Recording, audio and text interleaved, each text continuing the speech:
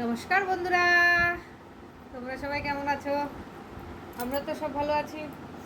আর বৃষ্টি হচ্ছে, বৃষ্টির ওয়েদারটা তো মাস্ত, একদম হেভি লাগছে। পুরো ঠান্ডা হয়ে গেছে, গরমটা তো নেই। আর বলো, সবাই কেমন আছো? ঠিকঠাক? চারিদিকে বন্যা হচ্ছে, ওইটা দেখে খুব খারাপ লাগছে। ভালো লাগছে না, না মানুষের ঘর বাড়ি ডুবে দেখলে সত্যি খুব খারাপ লাগে। চারিদিকেই বন্যা আর বন্যা দেখা যাচ্ছে। আমার এইদিকে তো কোনো জল টল নেই, বন্যা নেই, আমরা তো ঠিক আছি। মানুষের অসুবিধা হচ্ছে। আর আজকে আমার হয়ে গেছে, সব কাজ টাজ হয়ে গেছে। এবার এখন রেস্ট আর ভিডিও এখন পোস্ট করব, বাস এটাই এখন কাজ। আর সব কাজ হয়ে গেছে।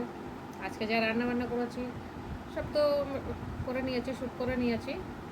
এখন এডিট করব, তারপরে ছাড়বো। আর এই ওয়েদারটা ঠিক আছে আজকে, একদম ঠান্ডা। তারপরে আবার আজকে হলো অমাবস্যা, ভাদ্র মাসের প্রথম অমাবস্যা। এই অমাবস্যাতে নাকি অনেক কিছু খেতে হয়, তাল টক। আমার মাও বলছিল, সকালবেলা ফোন করে বলছিল তাল খাবি, টক খাবি। ও তারপরে আবার কচু খেতে বলেছে। আমি তো কচু তো খেতে পারি না, গাঁটি কচু নিয়ে এসেছি, গাঁটি কচু মানে ওই খেলাম। আর তালটা নিয়ে এসেছি, তালটা এখনও কিছু করিনি, তালটা বিকালে করবো।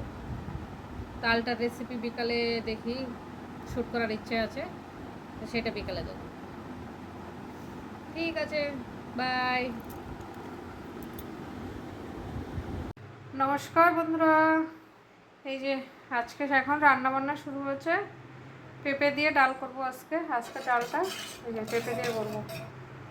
এই যে ডালটাও সিদ্ধ হয়ে গেছে গা, পেঁপেটাও সিদ্ধ হয়ে গেছে গা। আর এখন সম্বাদ দেবো, ভাত এখানে হচ্ছে। আর ডিমের ঝোল করব। এই যে এখানে ডিম সিদ্ধ করে রেখেছি। আর এই যে এখানে কুমড়া কাঁকরোল ভাজবো। আর এখানে মাছ ভাজবো একটুখানি বাবার জন্য, বাবা তো আর ডিম খাবে না। এই বাবার জন্য এখান থেকে 2 পিস মাছ ভাজবো। এই আজকে রান্না বান্না শুরু হচ্ছে। এই যে পেঁপে দিয়ে ডালটা হয়ে গেছে, আর ডালটা নামিয়ে দেবো। আজকে পেঁপে দিয়েই ডালটা করেছি, পেঁপে দিয়ে পাঁচফোড়ন দিয়ে সম্বাদ দিয়েছি। এই যে আর এখানে ভাতও হয়ে গেছে আমার।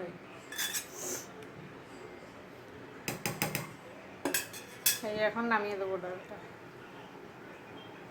এই যে কুমড়োটা ভাজবো, কুমড়োটা বসিয়ে দিয়েছি, কুমড়োটা ভেজে নেবো আগে, তারপরে কাঁকরোলটা ভাজবো, তারপরে মাছ ভাজবো। এই যে আমার কাঁকরোল ভাজাগুলো হয়ে গেছে। পুড়ে গেছে কেন কাঁকরোল? এই যে হয়ে গেছে কাঁকরোল ভাজাটা। আর এই যে এখানে মাছটা ভাজবো। এই যে মাছটা ভেজে নিচ্ছি। আগে তো ভাজাগুলো হয়ে গেছে, এখন এই মাছটা ভাজা করলে তারপরে বাবার জন্য হয়ে যাবে, তারপর আমি ডিমের ঝোলটা করবো ব্যাস। এই যে ডিমের ঝোলের জন্য আলুটা ভেজে নিচ্ছি। আলুটা ভাজা হলে ডিমটা ভেজে তারপরে ঝোলটা দেবো।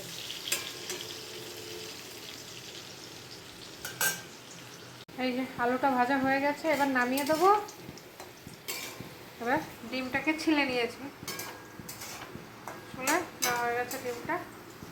এবার ডিমটা ভেজে তারপরে এখানে মশলাটাও পেস্ট করা হয়ে গেছে। এই যে মশলা পেস্ট হয়ে গেছে, সম্বাদ দিয়ে দেবো ব্যাস।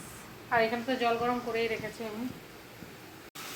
এই যে মশলাটা সম্বাদ দিয়ে দিয়েছি, জিরা তেজপাতা আর শুকনো লঙ্কা দিয়ে। আর এখানে এই যে ডিম ভেজে নিয়েছি, আলু ডিম একসাথে ভাজা হয়ে গেছে। লবণ দিয়ে দেবো,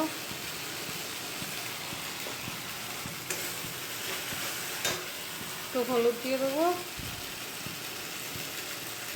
সব মশলা এখানে দেওয়া আছে, শুধু লবণ আর হলুদটা দিলে।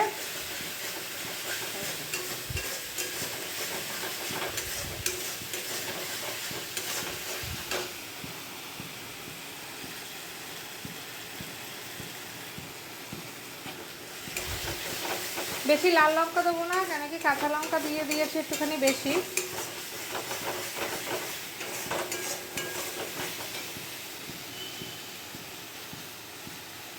একটুখানি মশলাটা ভালো করে ভেজে নেই, তারপরে এই যে ডিমটা আর আলুটা দেবো। এই যে ডিম আলুটা একবারে মশলা দিয়ে কষিয়ে নেব, তারপরে জল দেবো।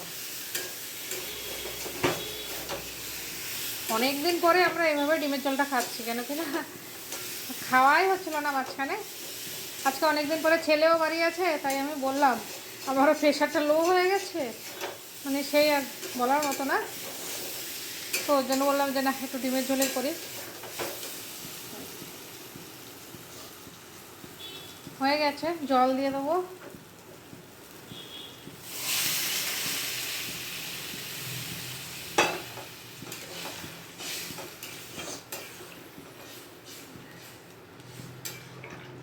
পাঁচটা ডিম, ও দুটো খাবে এখন, আমি একটা খাবো তিনটে, আর রাত্রে একজনের এক একটা করে, দুজনের দুটো, পাঁচটা। ছোট ছোট ডিম, ওই জন্যই পাঁচটা দিয়েছি।